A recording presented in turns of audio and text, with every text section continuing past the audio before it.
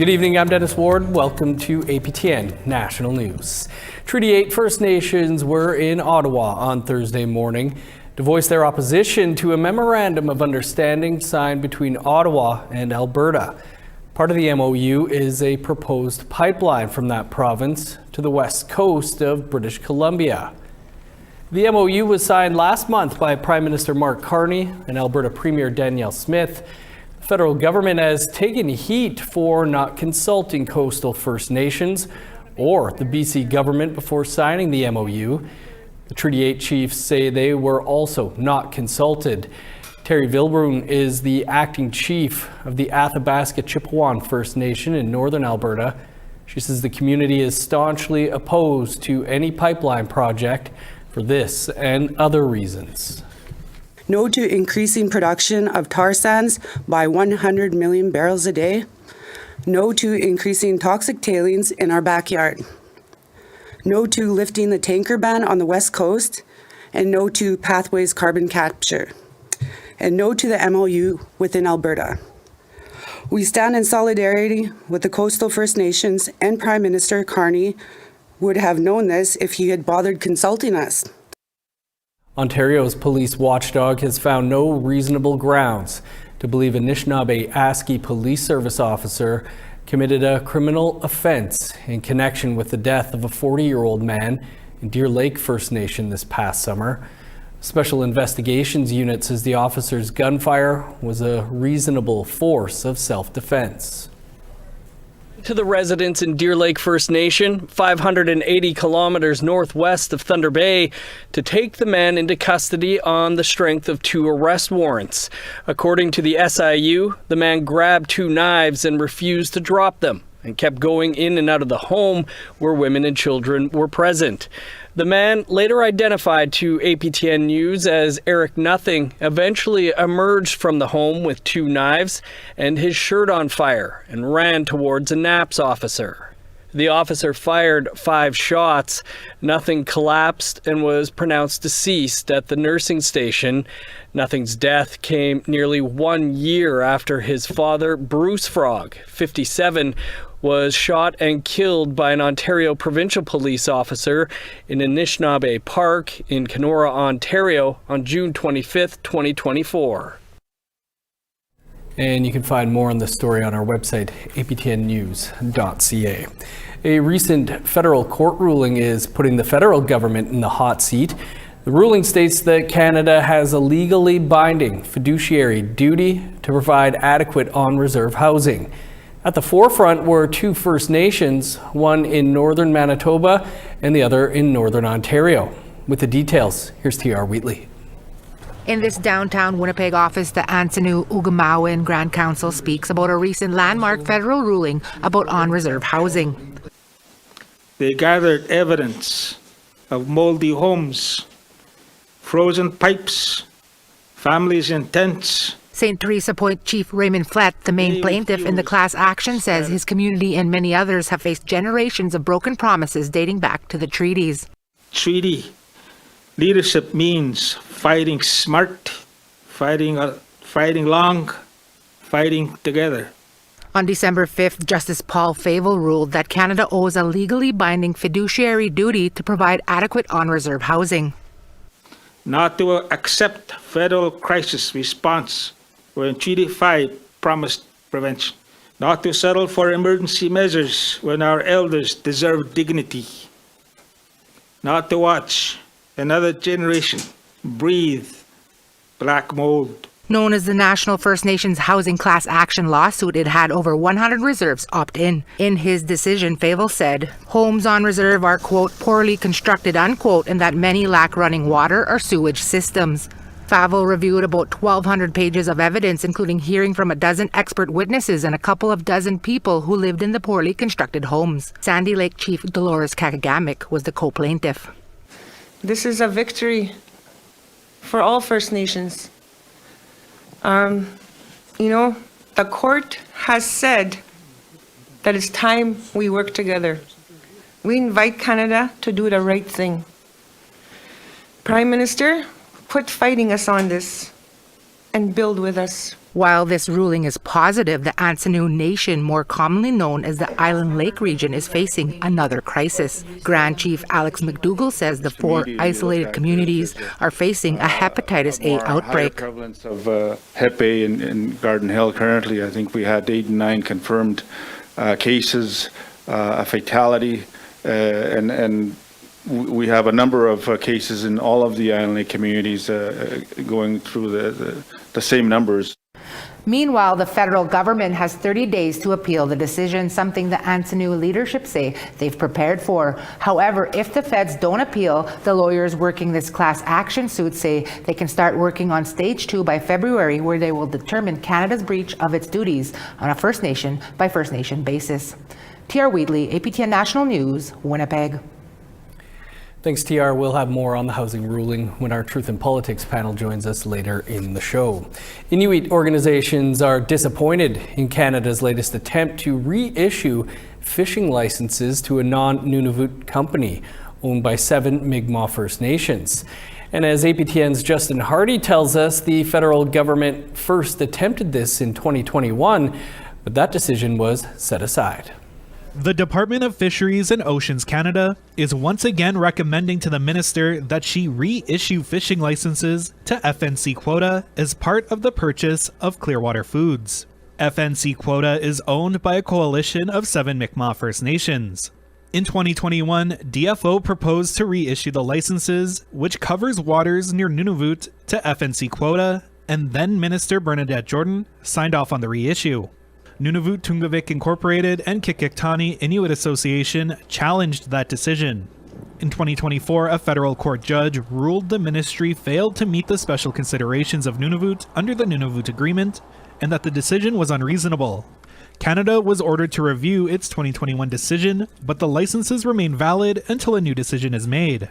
Last week, the DFO once again recommended reissuing the licenses.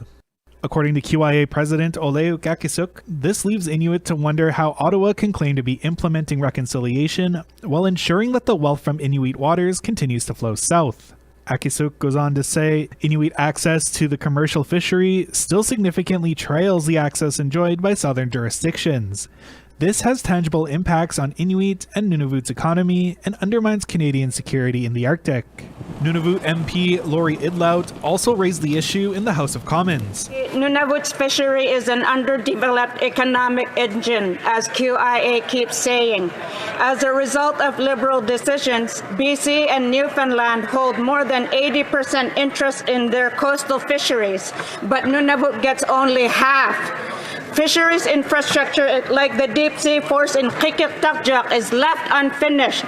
Will the Liberals finally treat Inuit like a full economic partner so they can benefit from local resources? Minister of Fisheries and Oceans Joanne Thompson says the DFO push to reissue the licenses to FNC Quota is only a proposal. Thank you, Mr. Speaker, and I want to reassure my colleague across the aisle that the conversations are still happening, no decision has been made, and I encourage the participation as we move forward before making a decision. The QIA says that if the feds follow through, they'll be undercutting Nunavut's economy and Inuit economic well-being for another generation. The association says it's exploring its options and will address its concerns in early 2026. Justin Hardy, APTN National News, Iqaluit. Thanks, Justin. Time for a quick break, and then our Truth in Politics panel will be here. Stay with us.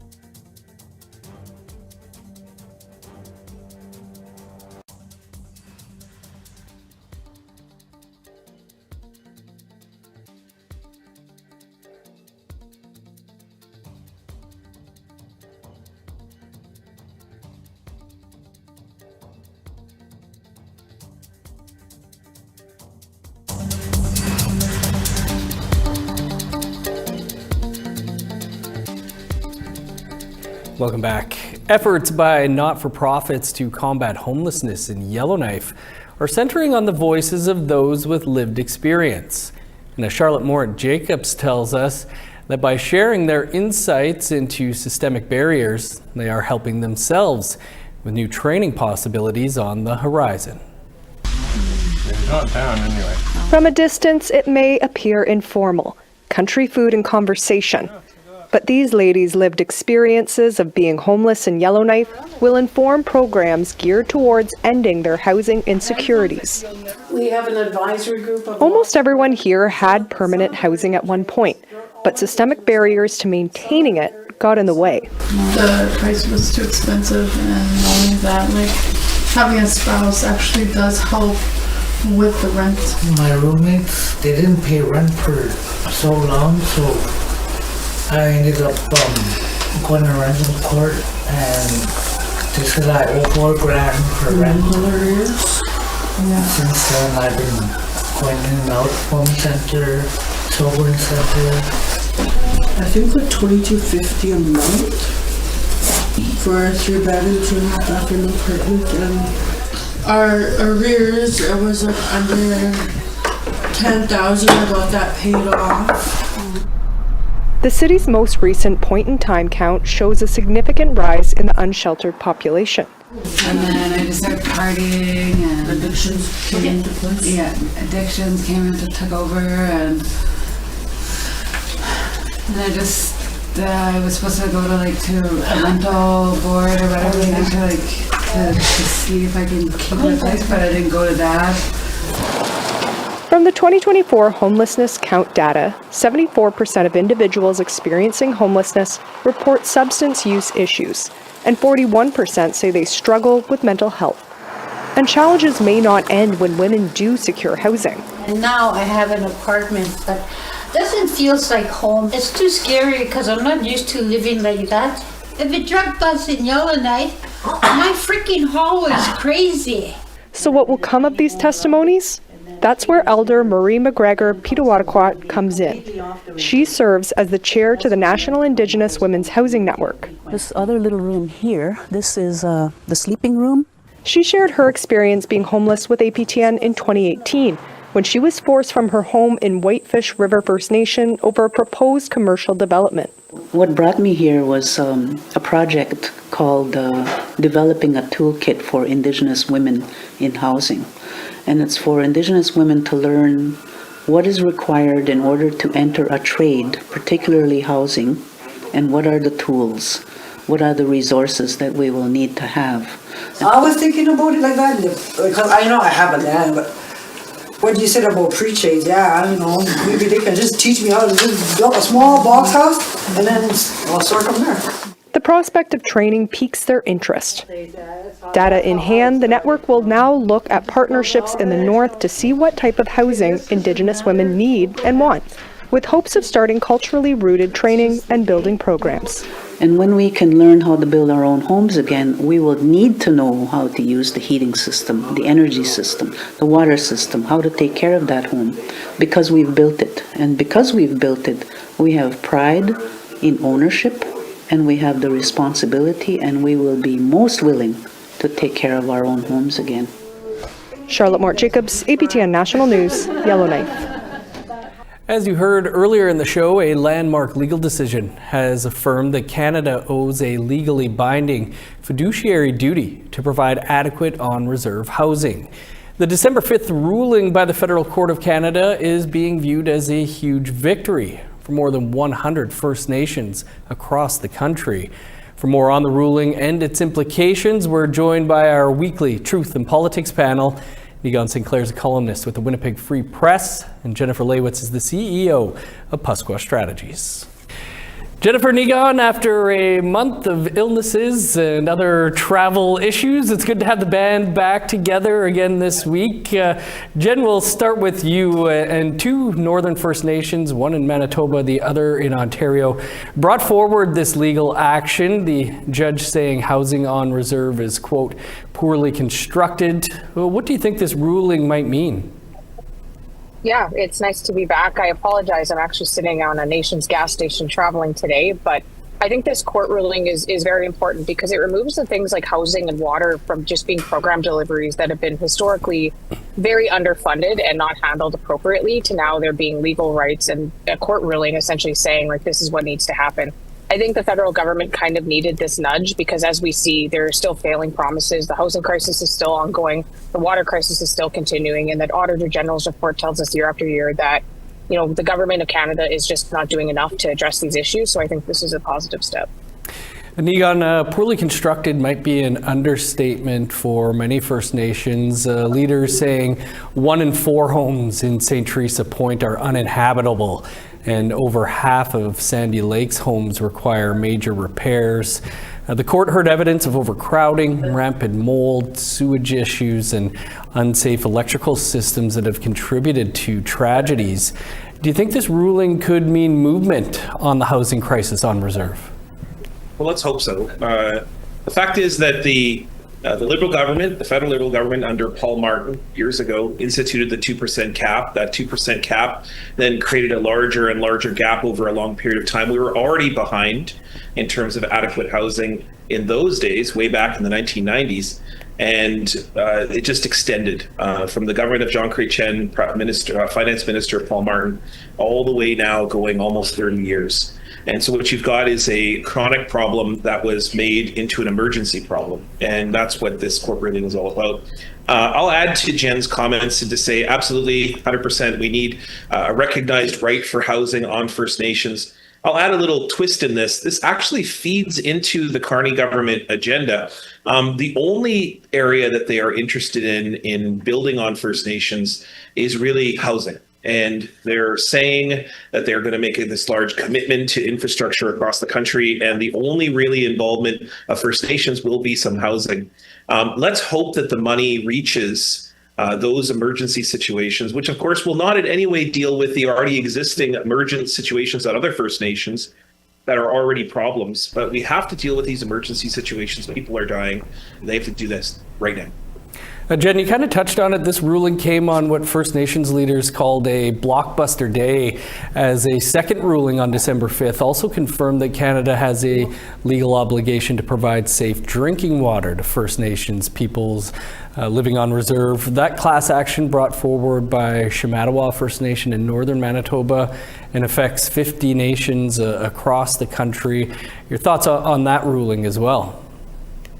I think that part is really important. I think the fact that we're even discussing access to proper drinking water and even bathing water and water just for the necessities of life in 2025 is still crazy. I think, this has been a long time coming, and I think we still have a long way to go because it's not just about ensuring and acknowledging that water is a legal right, but also what the government is going to do to provide that infrastructure. Because like I said, we've seen the Auditor General's report, unsustainable infrastructure, underfunding. Even when it comes to hiring water treatment plant operators, they can go and work in a municipality and get paid way more. So it's been really difficult to actually provide that infrastructure and to fight for it.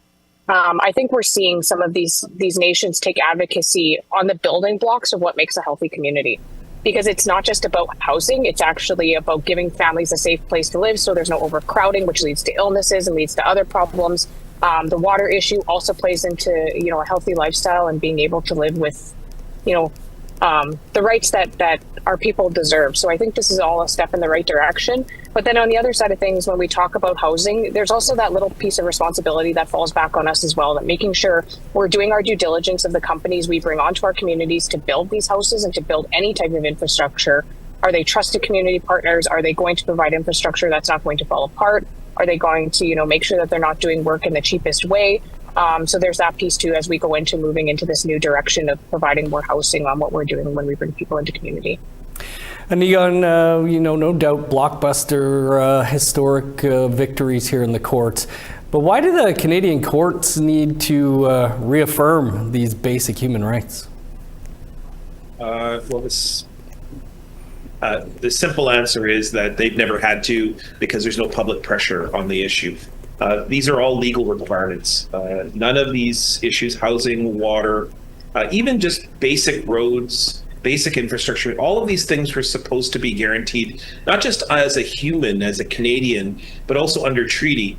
And when there are often remote communities that don't get a lot of attention in media or from the Canadian public, other than perhaps watching APTN. The fact is, Canadians just don't pay a lot of attention and don't put a lot of pressure on political leaders. We saw a little uptake of that, a little bit of attention. Think back to when the federal leaders debate was during a couple federal elections ago, when we had First Nations issues discussed at the national leaders debate. Suddenly there's uptake. Suddenly there's attention across the country on the issue of boil water advisories, dealing with housing, poverty, getting the action done on the TRC and the Murder, Missing, Indigenous Women and Girls Inquiry. And so having that attention is so critically important, because this is not really a legal issue. We already know that they have to do this. It's just whether they will have the political will to do this. And it's really on Canadians to put pressure on.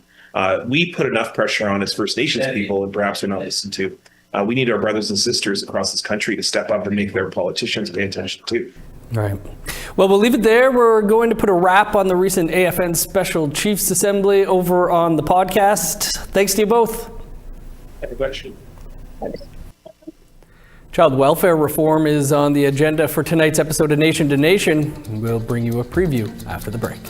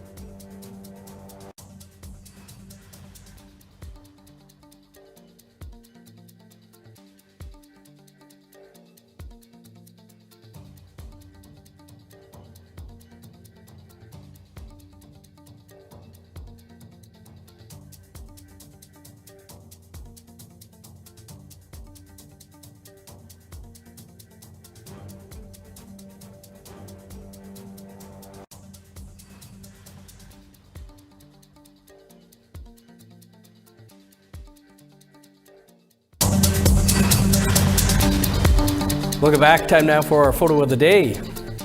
And a beautiful chilly morning in Ross River, Yukon. Today's photo of the day comes from Fran Etzel, who says it got down to minus 54 Celsius in some areas. Yikes. Stay warm out there. Send your photos to share@aptn.ca to be featured on our APTN National News. Now let's take a look at tomorrow's weather forecast. Starting on the East Coast, 5 below in Fredericton, minus 2 for Halifax, minus 4 with snow in Kuujjuaq, cloudy and 1 below in Nain, minus 6 for Montreal, cloudy and 8 below for Val-d'Or, minus 2 in Sault Ste. Marie, sun's out and 3 below for Ottawa, snow and minus 3 in Thunder Bay, minus 7 for Sioux Lookout, minus 18 in Churchill, 11 below in God's Lake, minus 15 in Winnipeg, 19 below in Dauphin, minus 21 for Regina and Saskatoon, Minus 23 for Meadow Lake, 24 below for La Ronge. Chilly across northern Alberta, minus 29 in High Level, 27 below in Peace River. Minus 20 for Edmonton and Red Deer, 15 below in Lethbridge. 6 above with showers for Vancouver, plus 1 with snow in Kamloops. Minus 14 for Prince George and Smithers. 19 below in Old Crow, minus 26 for Whitehorse. 28 below to our Ottawa studio now, where Nation to Nation host Karen Pugliese is standing by with a preview of tonight's show. Tonight on Nation to Nation, we're taking a look at where child welfare reform is actually standing right now. The FN and the Child and Family Caring Society won a Human Rights Tribunal ruling in 2016, the one that said that Canada was discriminating against First Nations kids. Well, it's almost 10 years later. Where are we at? In 2024, as you know, a national settlement deal landed. Chiefs in Ontario accepted it, but most of the chiefs and the rest of the country voted it down. So tonight, Regional Chief Abram Benedict joins us to talk about where the Ontario deal is sitting, and Cindy Blackstock of the Caring Society is here to update us about what's in store for the rest of the country. That's coming up in mere minutes after the news. Thanks, Karen. Looks good. Nation to Nation is just 90 seconds away from now. We're all out of time for your APTN National News for this Thursday. For more and news anytime, you can visit our website, aptnnews.ca. And Creason will be here at 1 p.m. Eastern Time tomorrow with your first look at the day's news. I'm Dennis Ward. Marcy Miigwech. Thanks for being with us. Stick around. Karen's up next. Have a great night.